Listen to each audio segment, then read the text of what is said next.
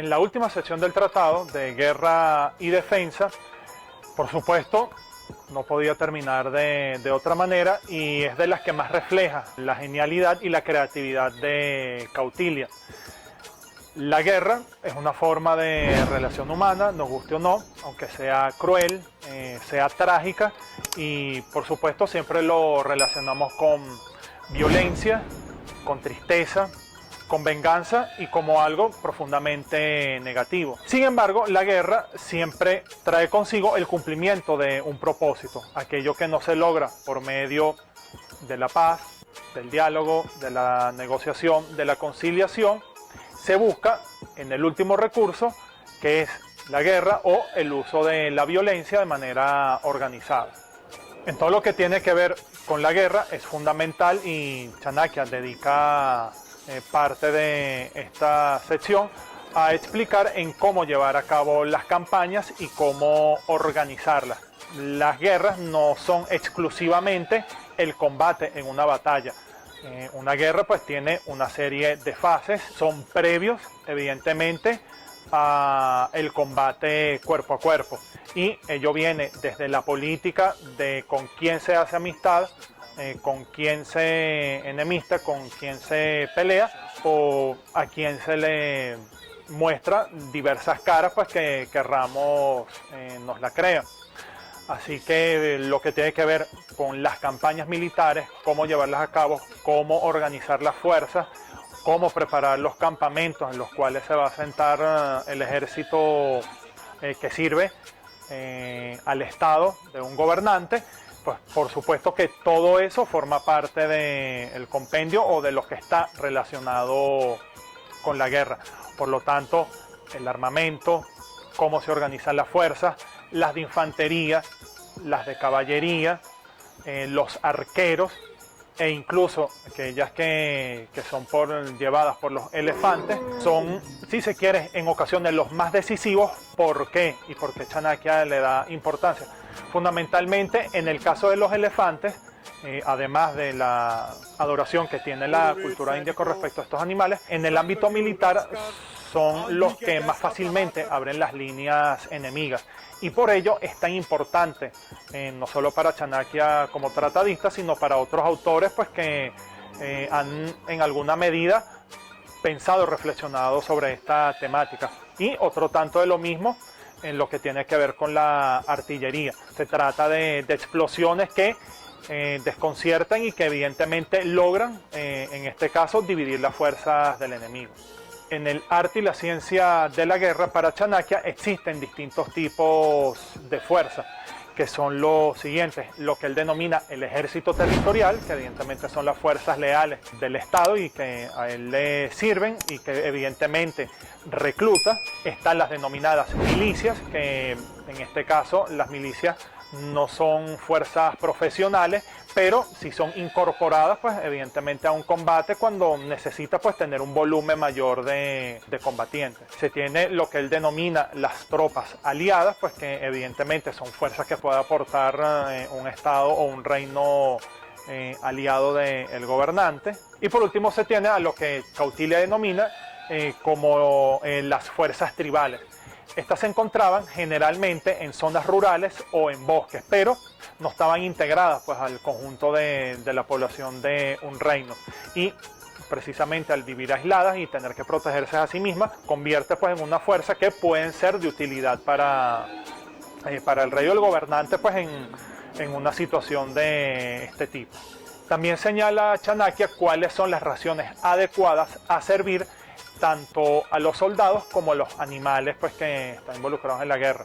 Por supuesto, pueden haber variación dependiendo del tipo o del rango pues, que puedan tener dentro del ejército, pero no hay una, si se quiere, pues una desproporción exagerada pues, con respecto a la ración que en este caso se le asigna al senápati o al general, a la que tiene, si se quiere, un soldado raso. Y otro tanto lo mismo es aplicable en el caso de los animales.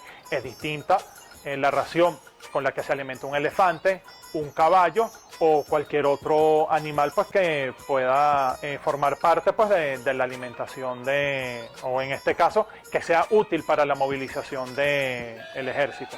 Por supuesto, la guerra tiene su fase de ataque y de defensa, o más que la guerra, si se quiere, la batalla.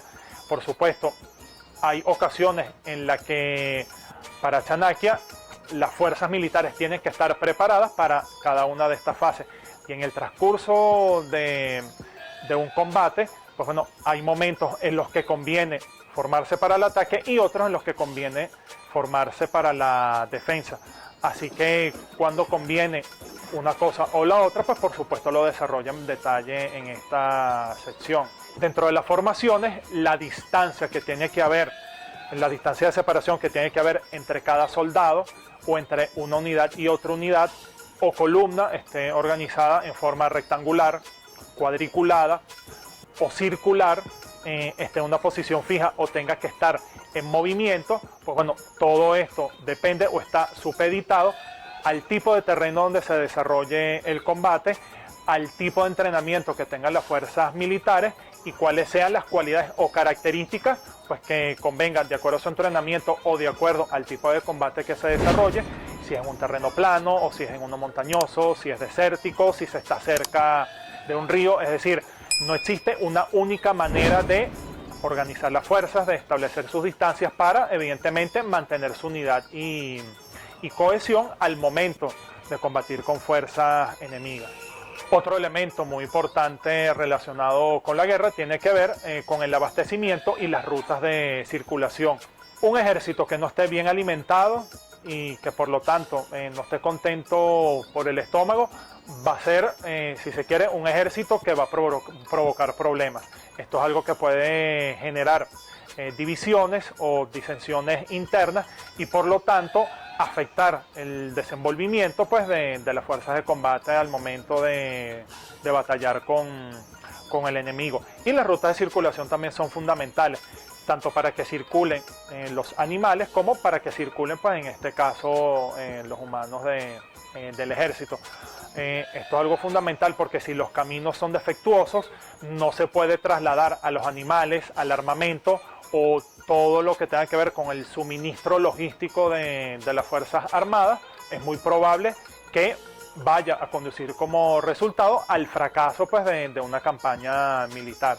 Respecto a las modalidades de ataque que menciona Chanakya en el tratado, vamos a mencionar algunas de ellas que podrán conocer, por supuesto, en detalle, leyendo la sección relacionada con guerra y defensa. La primera de ellas es conocida como danda o cachiporra.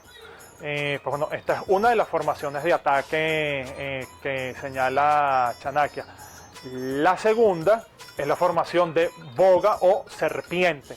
La tercera es de círculo o mandala, que sería el término en sánscrito. Y la cuarta es la asámata o dispersa. La manera en la que se forma estas formaciones de ataque tiene que ver con el tipo de movimiento que son capaces de hacer.